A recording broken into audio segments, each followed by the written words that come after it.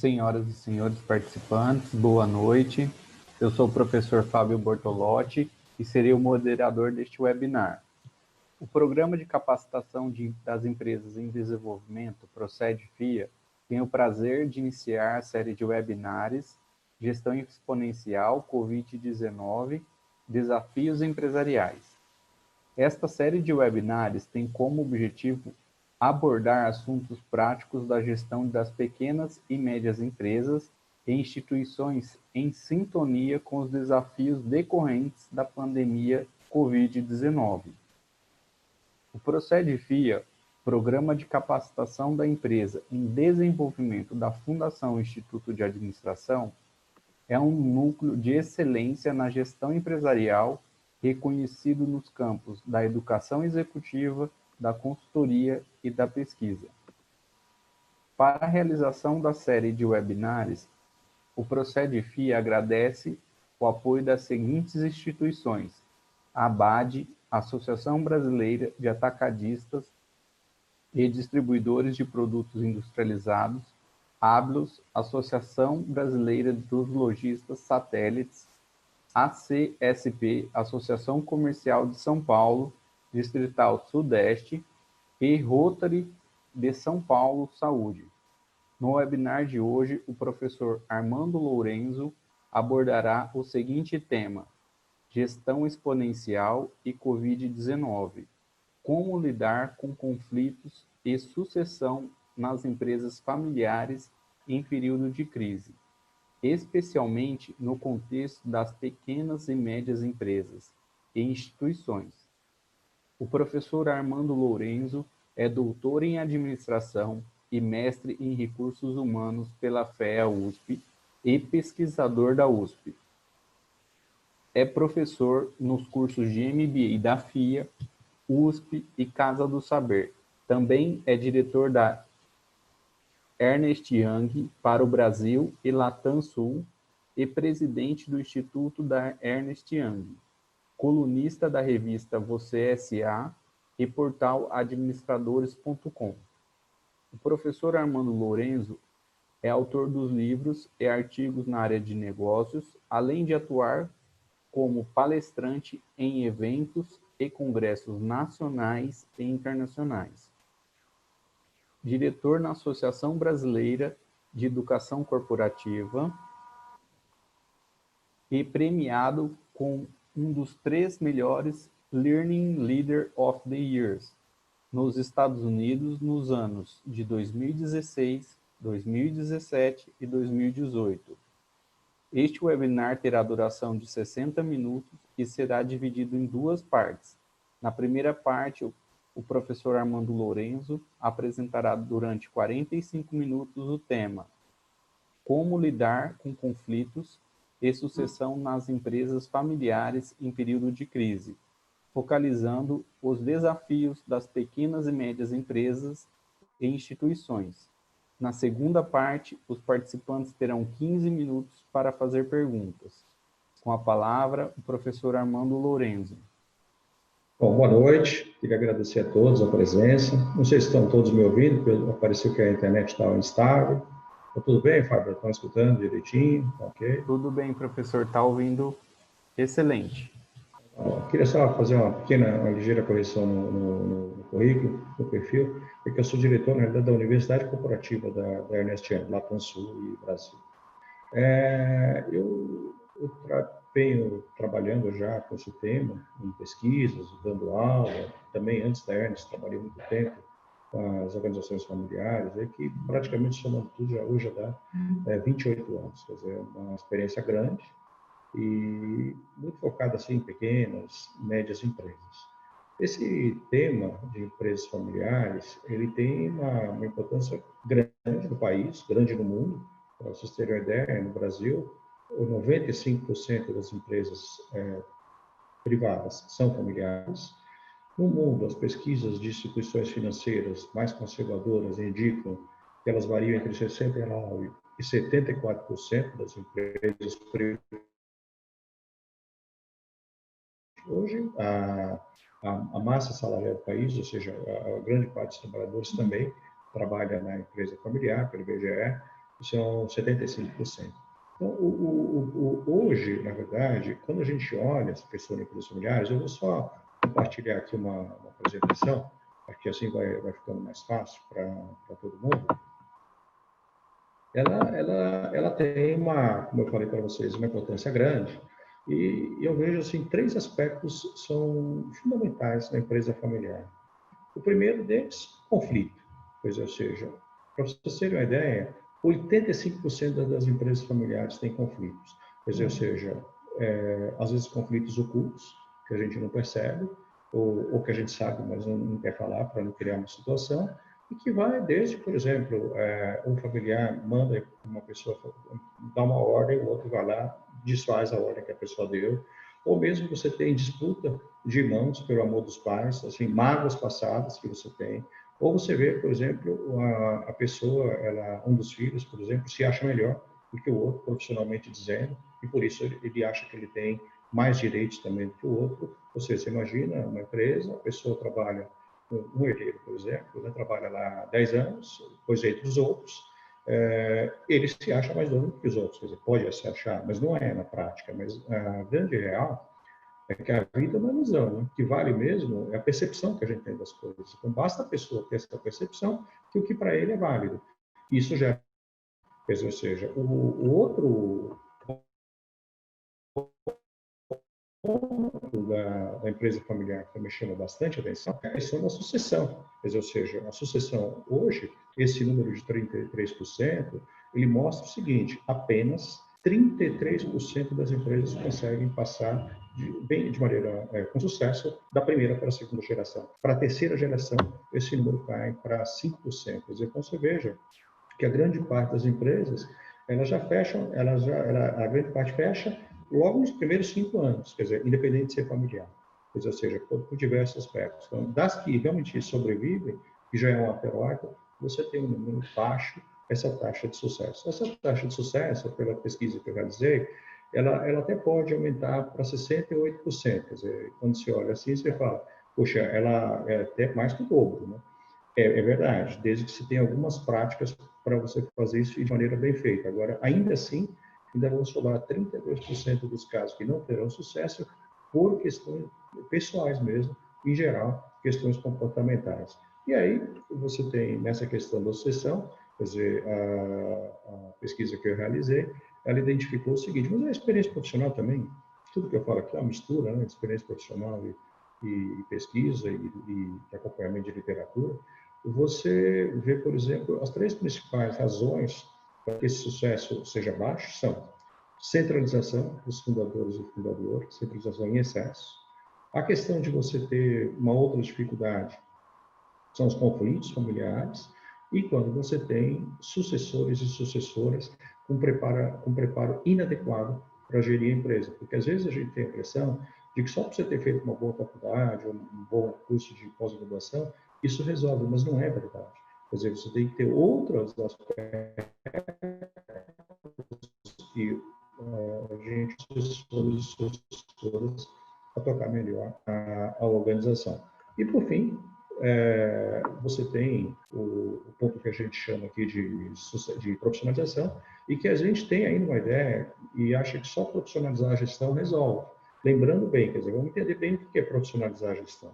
Profissionalizar a gestão significa você ter uma separação clara entre o que é propriedade, empresa e família, quer dizer, é difícil separar 100%, mas sempre que a gente pode separar é melhor, que você tem uma troca de processos gerenciais implícitos e subjetivos por processos gerenciais objetivos e explícitos. Significa o quê?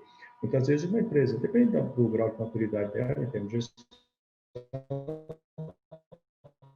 mas muitas vezes os controles estão na cabeça do homem. Quer dizer, como é que você gerenciar uma empresa que os controles estão na cabeça? Você não consegue tomar decisões assertivas. Então, eles precisam ser gerencialmente claros, explícitos esses indicadores.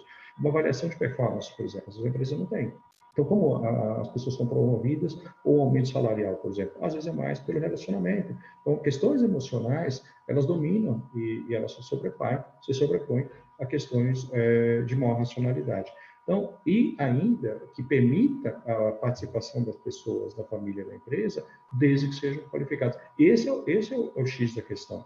Porque a empresa familiar, o problema não é entrar, é sair. Porque depois que ela entra, para você tirar uma pessoa que, porventura, você não considere qualificada, é muito difícil, porque o impacto, as pessoas que estão assistindo essa webinar, eu não sei se já tiveram a oportunidade ou não de desligar uma pessoa, independente de ser parente.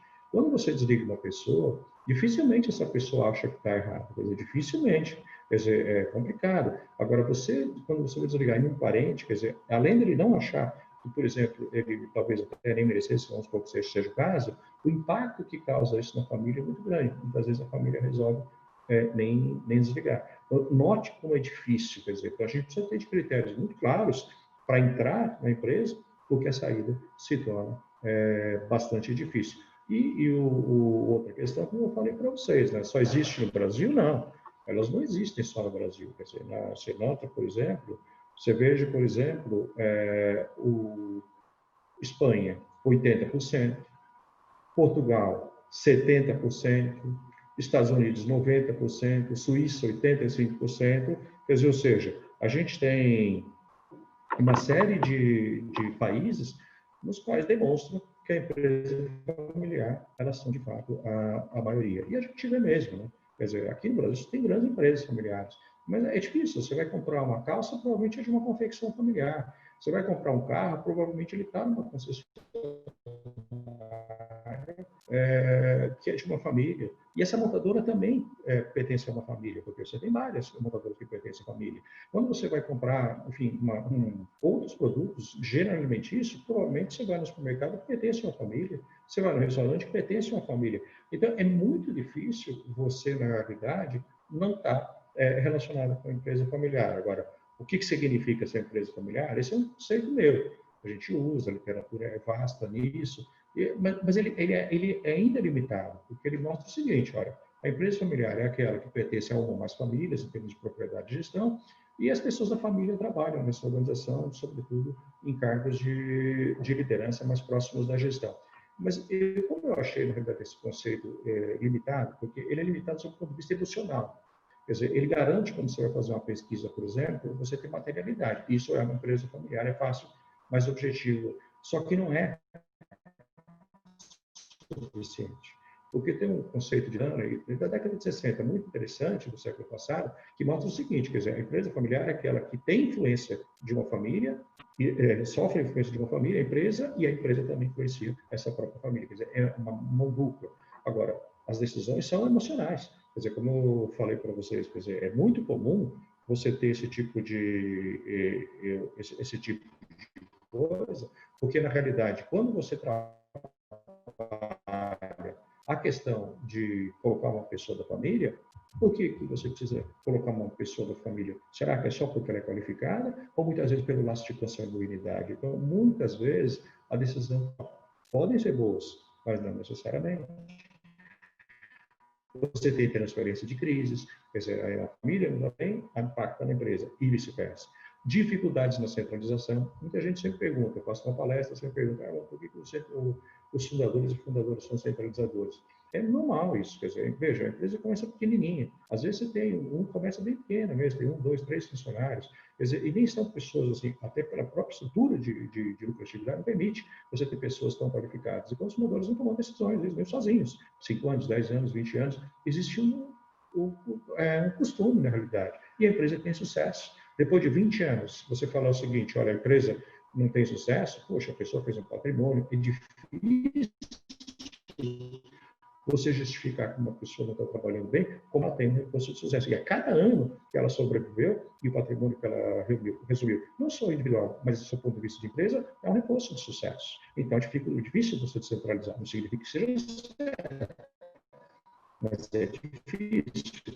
A lealdade e dedicação. Quer dizer, pessoas que começaram com essa desde o início, elas ocupam uma grande parte da emoção. E isso é interessante, porque, na realidade, quando os sucessores e sucessoras eles vêm para a organização, você tem uma dificuldade grande, porque eles não têm esses vínculos com as pessoas que estavam na empresa. E aí você há demissões, por exemplo, e você perde uma memória muito grande.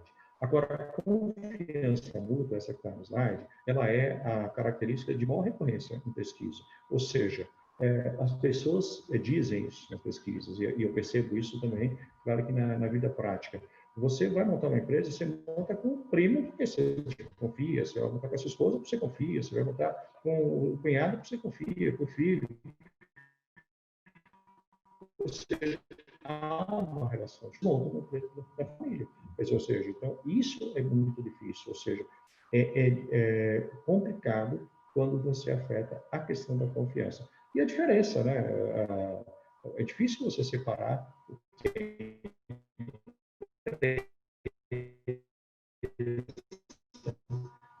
o que vai para a empresa. Ou seja, então, tudo é misturado, é difícil mesmo a gente separar.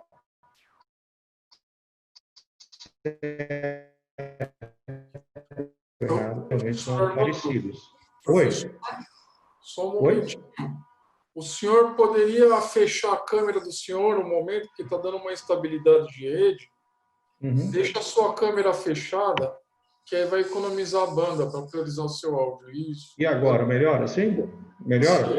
Isso. Quando terminar o compartilhamento, o senhor volta com a câmera, tá bom? Ah, tá bom. Então, quando você pega, por exemplo, essa questão do perfil do sucedido e sucessor, é muito comum, na realidade, você escolher, na realidade, a pessoa que vai suceder por características próximas. Quer dizer, às vezes o filho é mais empreendedor, então vai ser escolhido por ele ser empreendedor, porque o pai ou a mãe são. Só que, às vezes, a empresa, naquele momento, não precisa de uma pessoa tão empreendedora. Então, seja uma pessoa que está muito mais preocupada em expandir a empresa no sentido profissional e foi escolhido, muitas vezes, a pessoa errada. Então, eu acho que essas são discussões que a gente tem nas empresas familiares e que dificultam muito o processo. Ele deu uma travadinha aqui, espera só um pouquinho.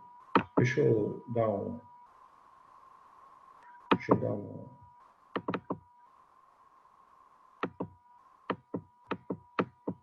Travou. Agora, essa discussão, como eu estava falando para vocês, quer dizer, o grande problema das empresas, ou seja, está no conflito, ou seja, 85% dessas empresas têm algum tipo de conflito e é difícil até a gente resolver. Agora, quais são os principais conflitos? Geralmente entre pais e filhos e geralmente entre irmãos. Quer dizer, é fácil até da gente compreender. A disputa, muitas vezes, pelo amor dos pais é uma coisa muito complicada. Eu vejo, talvez, não sei se você vai perceber, você está ouvindo esse webinar, ou seja, é comum as pessoas falarem assim, meu pai e minha mãe gostam mais do meu irmão da minha irmã. É comum você ter essa sensação. Mas, na realidade, não é. A verdade não é essa. Mas o que eu volto a te falar, uma coisa é a percepção, outra é a verdade. Então, vamos supor, dois irmãos, um tem uma fragilidade emocional maior. É normal que o pai ou a mãe dê uma atenção mais intensa nesse filho. Então, o outro filho, que teoricamente não tem essa fragilidade emocional, ele deveria pensar assim, bom, se eu não tenho, eu não preciso de tanta atenção. Mas isso é um tanto lógico. E na empresa familiar, a lógica é inversa, muitas vezes. Então, cada vez que o pai se aproxima, mais a percepção que ele tem que ama. Agora, você imagina você viver com essa percepção por 5, 10, 15, 20, 30 anos, e depois, na realidade, você vai trabalhar com esse irmão e vai tomar uma decisão. É difícil. Lembre bem que os filhos, eles não são criados para serem sócios, eles são criados para serem irmãos. Essa é a dificuldade. Porque enquanto você é irmão, você não toma muitas vezes uma decisão financeira, mas quando você é sócio, você vai estar. Enquanto está na primeira fase, que a gente costuma dizer da empresa familiar, quer dizer que você tem os fundadores ainda ali na gestão, esses conflitos eles são administrados. Mas quando eles não estão mais presentes, é irmão com irmão. E eles não têm, muitas vezes, a tradição de ser sócios. Ou seja, eles têm a tradição de ser irmãos e vão lidar como irmãos em termos de negócio. Mas aí você envolve aspectos que são financeiros. E aí você complica mais ainda. A questão de pai e filho também você tem. É interessante, porque às vezes o pai ou a mãe, eles colocam os filhos para trabalharem nas empresas e tem ciúme ao mesmo tempo. É interessante isso, porque, veja, a empresa é mais um filho desses pais ou desses fundadores. E aí há uma discussão. Por exemplo, também outra questão que causa muito conflito é se o filho, por exemplo, pedir demissão para sair da empresa. Os pais vão achar isso como uma ingratidão. Mas se você pensar bem, não é uma ingratidão, porque a pessoa ela tem direito de seguir a carreira dela e muitas vezes não está na empresa da família a opção que ela tem naquele momento. Agora, esses problemas eles vão ser resolvidos totalmente? Não. você vai trabalhar para diminuir os conflitos. É importante você ter em mente isso. E como é que, assim, as principais ferramentas que a gente trabalha para essa questão de conflitos são: a comunicação tem que ser intensa, quer dizer, ou seja, bem transparente, bem assertiva, mas com respeito. É importante a gente ter respeito, porque depois que você perdeu o respeito na empresa familiar, é difícil. E quando você tem a questão da intimidade, pela própria família ter, isso muitas vezes ultrapassa o limite. E ultrapassa o limite, inclusive, na frente dos funcionários, o que é pior ainda, porque você causa uma impressão horrível na gestão, porque você imagine uma sucessão, onde você tem dois irmãos brigando. Os funcionários ficam desesperados. Bom, enquanto os dois brigam, a empresa vai quebrar. Se ela vai quebrar, é melhor ir embora. Então, você veja que você impacta nisso. Você impacta no cliente, você impacta no fornecedor, quando você tem esse tipo de problema. Agora, é importante você olhar no conflito como uma outra opção de alternativa de solução, é entender a origem dele.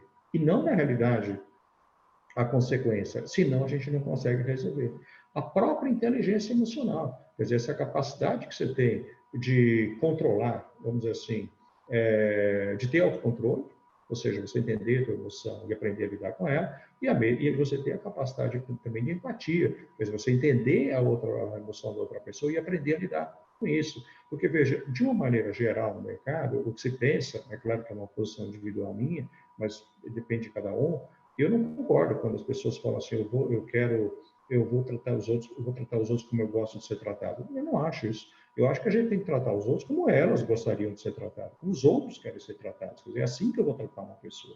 Então, quando a gente tem que pensar a partir da ótica da outra pessoa, não da nossa. Porque se você pensa a partir da ótica da sua, você não vai resolver o problema. E, por fim, você tem um acordo familiar, que assim, nos Estados Unidos chama de Constituição da Família, na Europa chama de protocolo familiar. São regras, na realidade, que pode se transformar num acordo societário. São regras, na realidade, que você vai estabelecer de convivência entre as pessoas da família, entre os sócios, muitas vezes, dessas organizações. Agora, dentre os desafios, que é o que eu estava comentando com vocês, o mais significativo é a sucessão. E a sucessão, é importante a gente entendê-la como um processo, não como um evento. Esse é o problema.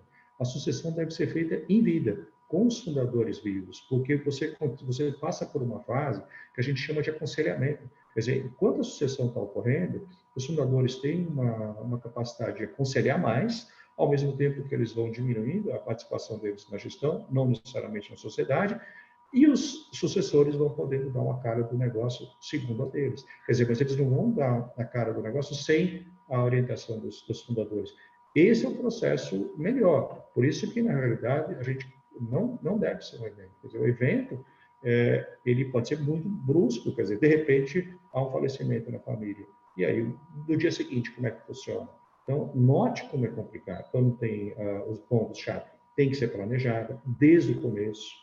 O preparo dos sucessores, eu acho que a gente tem que lembrar de três coisas. Uma é a educação formal. As pessoas têm que ter uma educação de qualidade.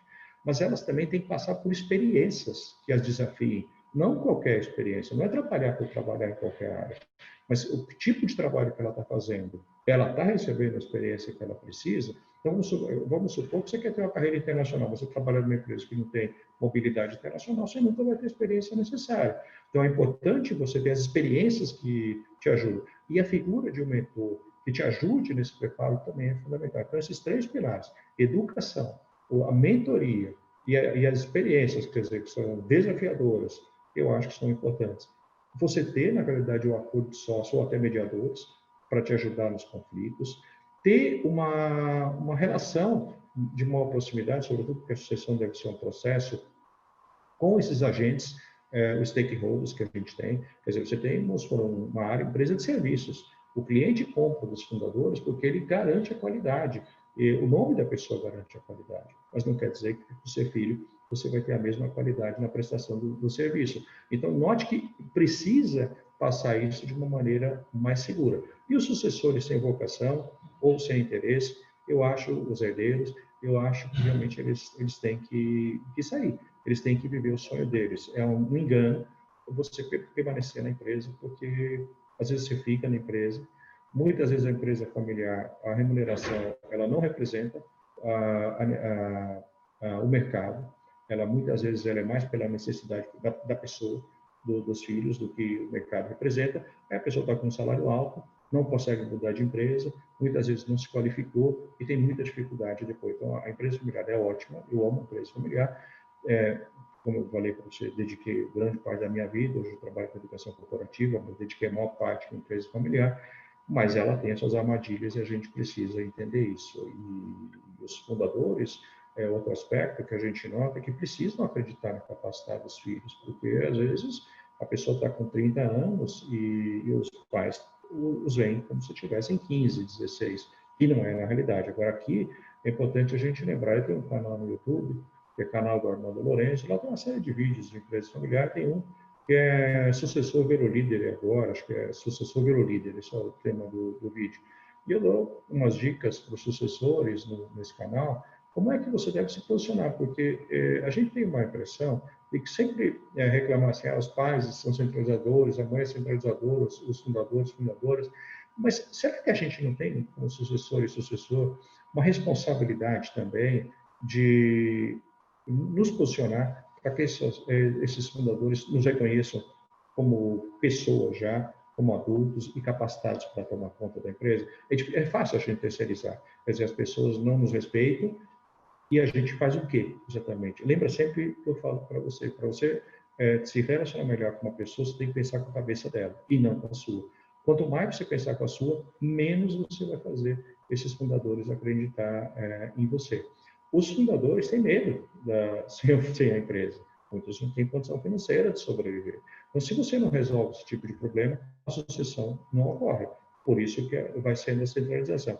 E, por fim, o desempenho da empresa e a figura dos fundadores. Quer dizer, você tem uma empresa onde, na realidade, a criatividade talvez seja a chave do negócio, e esses fundadores e fundadoras são super criativos, se essa pessoa que assumir, ela não tiver essa característica, e essa característica for que o mercado futuro também vai desejar, aí você vai ter dificuldade na função.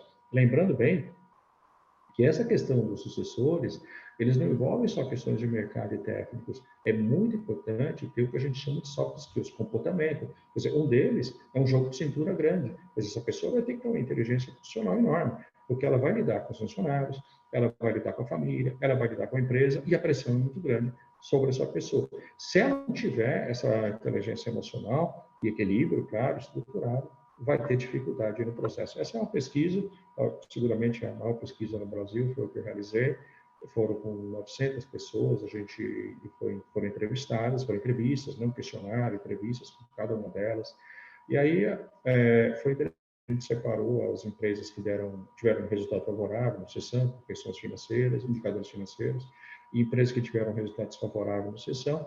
Eu separei só essa parte da pesquisa, ela é muito mais ampla do que isso. Note nas que não é favorável, 54% das que deram certo prepararam os sucessores e 47% planejaram a sucessão. Mas a outra metade não fez nada e também deu certo. Agora, o resultado desfavorável cai muito para 29% a preparação e 14% o planejamento da sucessão, o que mostra para a gente que planejar não é garantia de sucesso, até porque ele pode ser planejado errado, mas ele aumenta a chance de êxito. Por quê? Porque o planejamento, a gente tem que tirar um pouco esse conceito de planejar uma bola de cristal, não é verdade. Se você tem vários cenários, você antecipa problemas, você já tem vários planos B. Essa é a grande vantagem de você fazer uma preparação, porque você vai tomando decisões no decorrer que muitas vezes até já foram pensadas anteriormente. Essa é uma dúvida grande. A gente tem que profissionalizar a gestão e a sociedade, os dois. Agora, não adianta só profissionalizar a gestão, como eu vejo, melhores processos, capacita as pessoas, enfim, você tem tecnologia, tem uma transformação digital na empresa, é importante fazer isso. Mas se os sócios não forem profissionais, não funciona. Quer dizer, nenhuma empresa familiar, por mais lucrativa que seja, nenhuma, muito não, a grande parte das empresas familiares, por mais lucrativa que seja, ela não sobrevive à falta de preparo dos sócios, muito menos a disputa entre sócios. Então, quando você vê sócios disputando e sócios desqualificados na sociedade, essa empresa não dá certo. E, sobretudo, você vai lá, você faz uma grande transformação na gestão, essa sociedade, como não se relaciona bem, ela acaba, em pouco tempo, desfazendo tudo que foi feito. É como fala um grande consultor, o Renato Benhaupt, quer dizer, ou seja, o que esses herdeiros eles recebem de herança? Eles recebem uma parte do capital, mas eles não recebem uma sociedade sob o ponto de vista de vínculo emocional. Então, e aí é que entra o outro lado da profissionalização, que é a governança corporativa. Quer dizer, mesmo os pequenos, que você não vai ter um conselho de administração, mas você pode ter um conselho de sócios. E é nesse conselho de sócios que esses herdeiros vão trabalhando e eles vão começando a criar esse vínculo societário. Porque quando os fundadores não estiverem mais presentes, esse modelo já está institucionalizado. Então, é por isso que eu sempre falo, você tomar decisões, que você não faça a sucessão em vida, você cria um problema muito grande. Porque você não permite que esses filhos, que esses herdeiros, os futuros sucessores, nem todos os herdeiros vão ser sucessores, mas que eles criem esse vínculo societário. E é interessante, quando você tem, às vezes você tem 2, 3 sócios que não são da mesma família, eles têm mais vínculo societário que alguém da mesma família, de tantos anos que eles trabalham juntos. Você sabe com músico o que a pessoa pensa, quer dizer, não precisa nem, muitas vezes, estar escrito, você já tem uma noção clara do que a pessoa vai fazer, de tal esse vínculo. E eu toquei muito nesse assunto da empresa, toquei mais nas pequenas e médias, muito esse vínculo da empresa familiar. Mas você tem o que a gente chama de multifamiliar, aquela que você tem mais de uma família, que é a sociedade do trabalho. Você tem 2 professores que montam uma escola, você tem 2 engenheiros que montam uma construtora, 3 médicos que montam uma clínica, e elas não começam familiares, mas depois essas pessoas vão ficando mais sêniores, e os filhos vão entrando. E aí você tem 3 famílias na gestão, e cada família com seus valores. E que é interessante, porque esses sócios, eles não são da mesma família, eles entraram na mesma data, mas eles não vão sair na mesma data. Então, os filhos de um vão trabalhar com os sócios dos pais. E sócios que eles não se escolheram e que muitas vezes já chegam praticamente não gostando do tipo de perfil que o sócio do pai ou a mãe tinha. Por quê? Porque a gente tem que tomar muito cuidado com o que a gente conversa, com o que a gente fala. Porque às vezes você chega em casa, você faz determinadas críticas às pessoas, o sócio, e aquilo pode não representar a realidade. Só que você imagina, os filhos vão escutando aquilo a vida inteira, quando ele entra na empresa, ele já entra com essa característica, com esse perfil formado. E talvez a pessoa não seja exatamente tudo aquilo de negativo que foi colocado pelos pais. E entra esse modelo societário que a gente chega, ou seja, uma coisa é você ter o conselho societário, e ali se tomam as principais decisões, as decisões mais estratégicas, e monitora o resultado da empresa, e é nesse conselho societário que os filhos, os herdeiros, devem participar, já como membros do conselho, não necessariamente como sócios, para que você crie esse vínculo societário. E a empresa, ela na realidade, ela vai fazer a execução do que esse conselho está concebendo, e não ativo. Lembre bem, imagine que você está lá na figura do F1, você é filho 1, por exemplo, que você não trabalha nessa empresa, mas você tem responsabilidade, porque se ela tiver uma dívida, por exemplo, e não pagar, os sócios vão pagar essa dívida, mesmo que você não trabalhe lá. Então, às vezes, a pessoa não se preocupa com isso. Ela fala assim, mas a empresa, meus irmãos que trabalham lá, eu tenho outro negócio, eu não vou me preocupar com isso, eu tenho uma outra profissão. Não. Você é responsável por aquela empresa, porque você é sócio. Daí você tem a figura do conselho societário, porque os irmãos que estão gerindo a empresa, ou o irmão ou a irmã que estão gerindo a empresa, eles não têm uma autonomia total. Quer dizer, se vocês não conversam, não tem um conselho societário, essa pessoa pode pedir, por exemplo, o empréstimo no valor que ele bem entender e que o banco conceder, e depois, se ele não pagar, quem é a responsabilidade? Então, você veja que as decisões, elas vão até a página 15. Por isso, o conselho societário, ele é bastante relevante. Você tem, na profissionalização, ser mais competitivo, porque você tem, na realidade, muito mais qualidade, são muito mais eficientes. No mercado de hoje, você fez uma transformação digital talvez muito maior. A sobrevivência da empresa ela é fundamental, porque você pensa no longo prazo, reduz conflito, porque geralmente você tem mais regras, e, por fim, as decisões mais racionais. Eu deixei esse slide aqui para a gente finalizar. Eu estou fazendo uma pesquisa e eu já fiz a parte brasileira. É uma pesquisa, eu estou num programa da USP, chama-se pesquisador colaborador. Ele tem o mesmo nível de pós-doutorado, mas eu, como minha tese de doutorado tem mais de 7 anos, eu tenho que ser matriculado nesse programa. Mas eu estou fazendo uma pesquisa e eu estou comparando empresas familiares brasileiras, portuguesas e espanholas. A parte do Brasil eu já fiz, E agora, eu ia realizar a pesquisa agora no mês de abril e maio, na Espanha e Portugal, e não consegui, enfim, estou tentando uma prorrogação por causa da questão do Covid-19. Mas o objetivo da pesquisa é levantar o seguinte: quais são as melhores práticas? O que essas empresas estão fazendo para conseguirem fazer a sucessão com sucesso? Elas conseguiram ultrapassar aquela taxa média de apenas 33% terem sucesso. Esses são os fatores das empresas que eu pesquisei no Brasil. Não necessariamente todas aplicam todas, ou o grau de maturidade está em todas as organizações pesquisadas. Mas elas têm um pensamento estratégico claro, ou seja, os sócios têm um alinhamento para onde vai a empresa.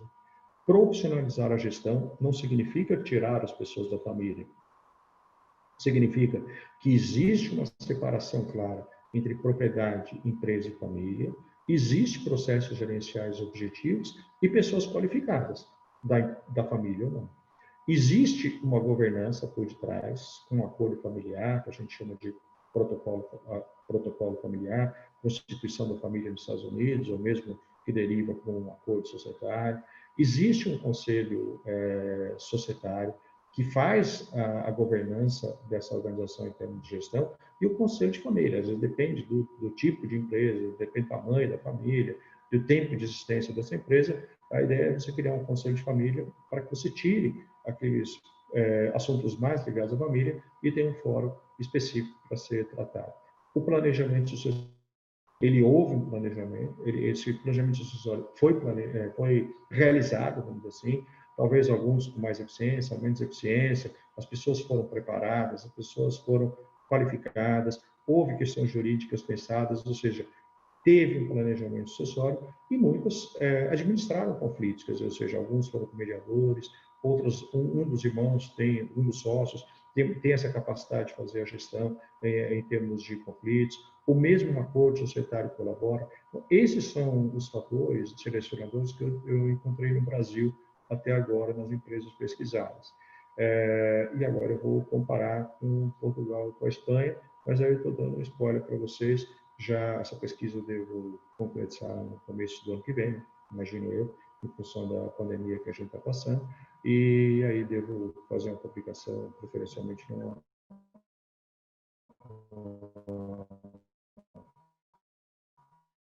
revista científica. Então, o objetivo foi com conflitos, um pouco da governança.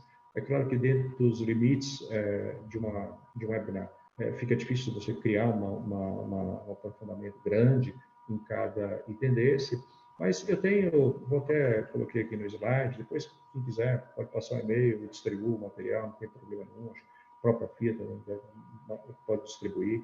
Aí você tem o meu e-mail, eu tenho um canal no YouTube que ele tem muitos vídeos de empresa familiar. Eu tenho colocado muitos vídeos agora dessa sucessão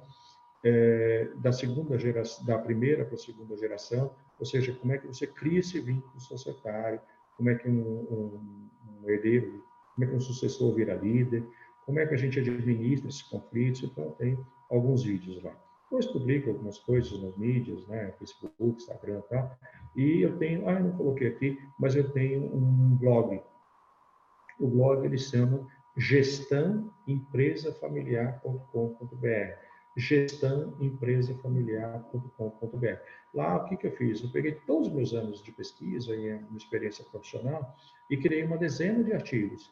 E aí eu vou publicando lá no blog. Então, geralmente eu faço assim, eu escrevo um artigo no blog, ponho também no canal. Quer dizer que vocês têm uma literatura vasta, né? Eu tenho a tese de doutorado, a dissertação, que vocês podem identificar no site da USP, e aí levantar bastante informações gratuitas. Todos os materiais são gratuitos, como eu falei para vocês. O LinkedIn eu publico mais aspectos, como hoje eu também tenho atuação na questão da educação corporativa. Lá eu tenho publicado mais temas de liderança e educação corporativa, os artigos, como eu escrevo na CSA, sou colunista da revista, então geralmente lá eu coloco mais temas e liderança, carreira, e vou, depois que passa o tempo que é permitido, eu vou postando no LinkedIn.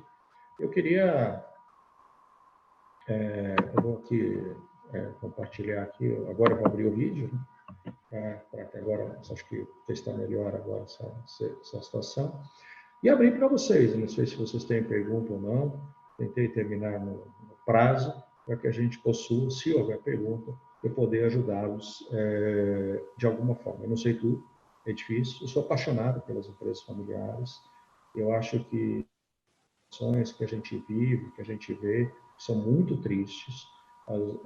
Você tem os filhos brigando, situações que você tem 2 filhos em pé de guerra, às vezes o fundador já faleceu, tem a fundadora, está administrando essa situação, com um sentimento à flor da pele, pessoas às vezes de idade, quer dizer, eu vejo o sofrimento que essas pessoas passam, e mesmo os filhos passam numa situação. Então, por mais que às vezes a gente conta algumas histórias, quem escuta às vezes até fala, é engraçado, mas pode até ter o lado, mas o sofrimento das pessoas é muito grande, não é fácil você ter esse tipo, muitas vezes, de situação.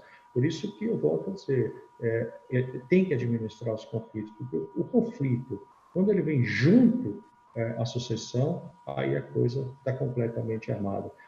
Claro que quando você profissionaliza, você diminui o conflito, você tem uma governança, você diminui o conflito, mas às vezes você tem que ter a figura do moderador, do mediador, enfim, de uma pessoa que tem essa capacidade de neutralizar essas discussões. Tem famílias que você consegue fazer isso mais rápido, de menos tempo. Se a pessoa tivesse, se eles tivessem, muitas vezes eu noto, familiares, um nível de comunicação mais transparente, mais assertivo e com menos ruído, sobretudo deixando essas mágoas um pouco de lado, com certeza muitas teriam um final bem diferente das que tem hoje. Porque de uma perspectiva objetiva e não ficaria procurando culpado. Quer dizer, quando a gente faz uma relação hoje com essa situação da pandemia que a gente está passando, é um drama. Não necessariamente tanto a sucessão quanto o conflito. Porque o conflito, as empresas, muitas, olha, veja, quando a gente passou o Brasil, a gente estava saindo de uma crise, quer dizer, estava decolando.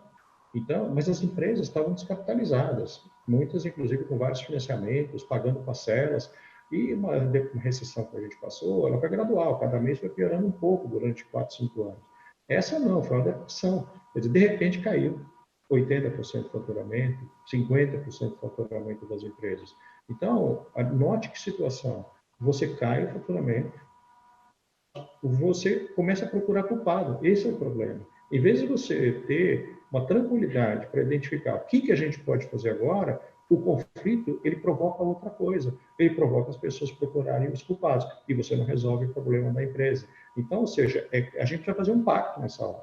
Pelo menos nesse momento, as pessoas têm com racionalidade para tomar conta da empresa. Porque senão esses conflitos, eles vão tornar um problema muito grande. E a sucessão também tem aspectos. A sucessão é um longo prazo maior, né, do que necessariamente só a pandemia. Mas você sabe que tem aspectos que você pode perceber determinadas habilidades em alguns sucessores e sucessoras surpreendentes, quer dizer, em termos de habilidade para lidar com a situação tão difícil que a gente está tendo e que eu espero que passe aí o mais rápido possível. Queria agradecer a oportunidade da FIA e também agradecer a participação de todos vocês. Professor, nós agradecemos, a FIA agradece a exposição do senhor e agora nós temos algumas perguntas, né? Tem uma pergunta, na verdade, assim, eu vou ler 2 perguntas que elas se complementam, tá? Uma é a seguinte, uma é a do Rodrigo e a outra é do Marcos.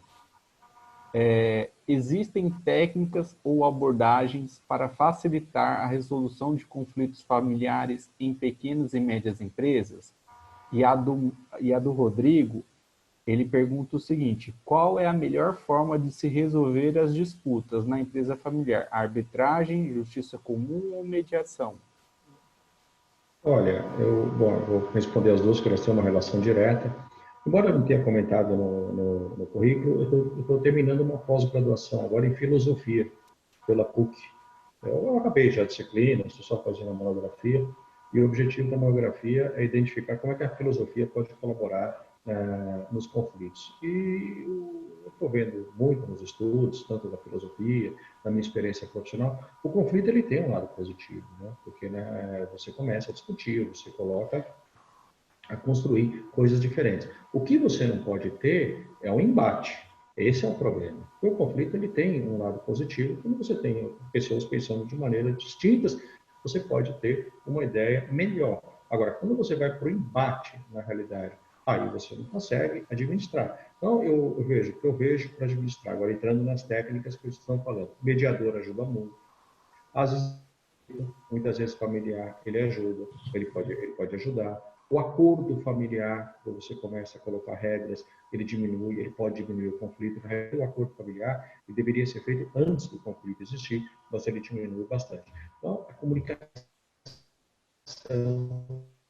é ser mais fluida, ser mais transparente. Agora, se a gente realmente colocar o pé no chão e falar, eu preciso lidar com a minha emoção, você não vai resolver esse conflito. Por isso que a gente precisa de uma ajuda externa, muitas vezes, para lidar com essa situação.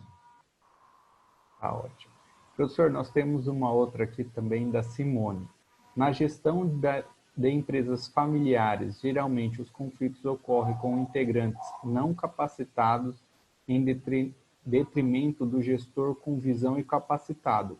A inteligência emocional ajuda no equilíbrio da gestão? Ajuda, né? Porque isso que você falou é muito comum, né? Porque a pessoa, por ela não ter, vamos dizer assim, uma qualificação da outra pessoa, você começa a ter esse conflito. Porque muitas vezes ela não consegue nem compreender o que a empresa deveria fazer por essa qualificação não ser tão alta. Você começa a ter esse tipo de conflito. E aí você começa a gerenciar isso, quer dizer, então a inteligência emocional tem que ter. Porque não adianta você falar assim, eu sou mais qualificado, então tem que seguir a minha lógica. Não. Você precisa ter a sua inteligência emocional para lidar com essa situação. Por quê?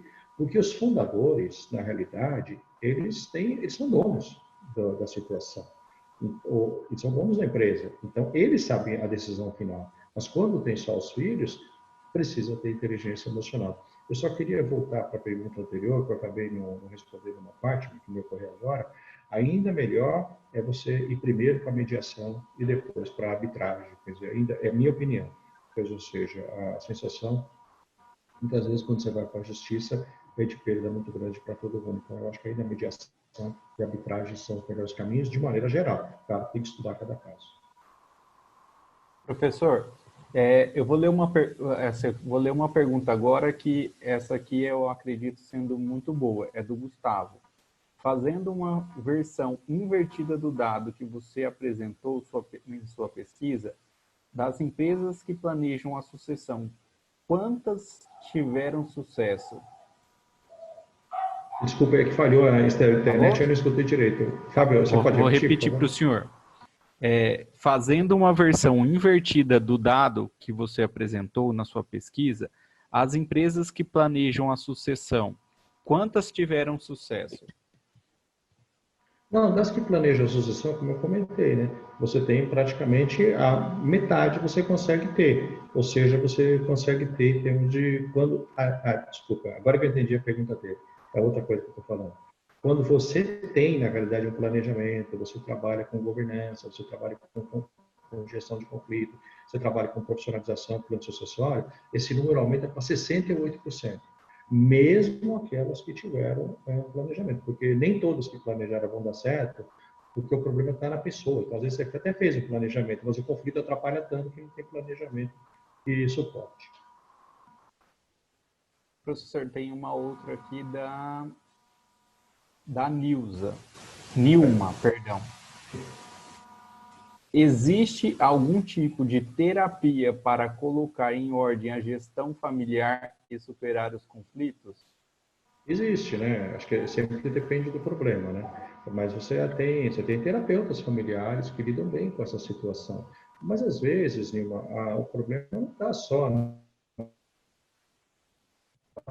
família, né? Talvez está na pessoa. Então, é recomendável também a pessoa, muitas vezes, fazer terapia, porque a dinâmica não é só da família, você tem questões pessoais também. Então, a terapia ela pode ajudar. Estou dizendo que todo mundo tem que fazer terapia, porque, volta sempre, eu digo, depende de cada caso. Mas a terapia familiar, as terapias tradicionais, elas ajudam bastante. Mas depende do tipo de conflito, porque às vezes você tem situações que o próprio mediador dos conflitos nas reuniões. Isso ajuda bastante, às vezes nem precisa de terapia nem familiar, mas pode precisar da pessoa. Professor, tem uma aqui do Elton. Eu acredito que ele seja o proprietário, né? Certo. Não desejo impor e nem convencer os meus filhos a serem sucessores. Sendo assim, existe alguma forma prática de identificar qual tem perfil para um bom sucessor? Olha, veja, você tem vários testes, né, que a gente faz, processos seletivos e tal, mas nada como o dia a dia mesmo da organização. Ou seja, eu acho que tem que a dessa pessoa algumas missões delicadas, como a gente chama, não só experiências desafiadoras. Essas missões delicadas, eles vão colocando a pessoa em algumas situações e você vai vendo se aquelas características comportamentais a pessoa possui para lidar. Eu fiz uma pesquisa em 2018 que apontou o seguinte: o objetivo da minha pesquisa era medir por que os gestores eram desligados no Brasil. Uma pesquisa foi feita com gestores, significa gerente, coordenador e supervisor. Esse é o alvo, o público da pesquisa. Olha que interessante o dado. 83% dos gestores desligados no Brasil são desligados pelo comportamento.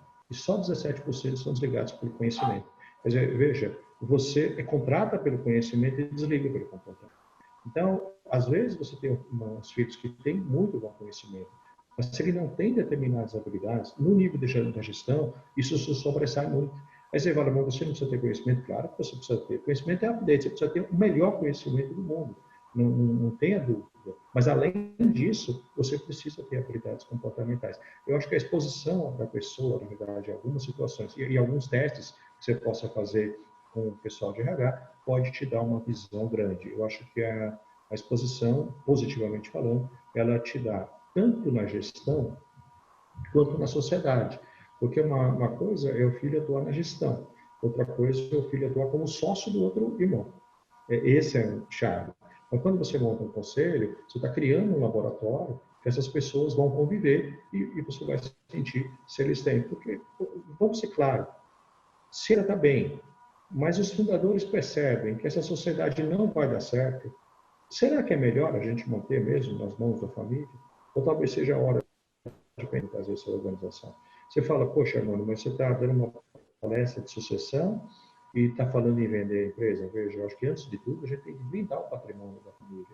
E se você entende que aquela sociedade não vai dar certo, talvez seja a melhor maneira seja você vender mesmo e ficar com o patrimônio na mão, porque eles podem destruir. Isso é difícil nas organizações. Mas respondendo a sua questão, na sociedade, eu acho que a exposição ao conceito societário ajuda muito e na gestão de missões delicadas. Professor, vamos para a última pergunta, até porque o tempo está acabando. Sou de uma empresa de família, com 2 irmãos.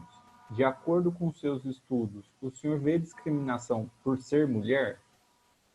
Olha, eu não tenho um estudo claro sobre isso, para te falar a verdade. Mas a gente sabe que em algumas famílias, sim, existem esse tipo de coisa. Porque a preferência, muitas vezes, da escolha dos sucessores é quase inconsciente escolher pelos filhos homens. Não dá, eu não tenho uma pesquisa que seja objetiva. Mas se você perguntar, pela experiência, eu já tive essa percepção? Já, sim, já tive claramente.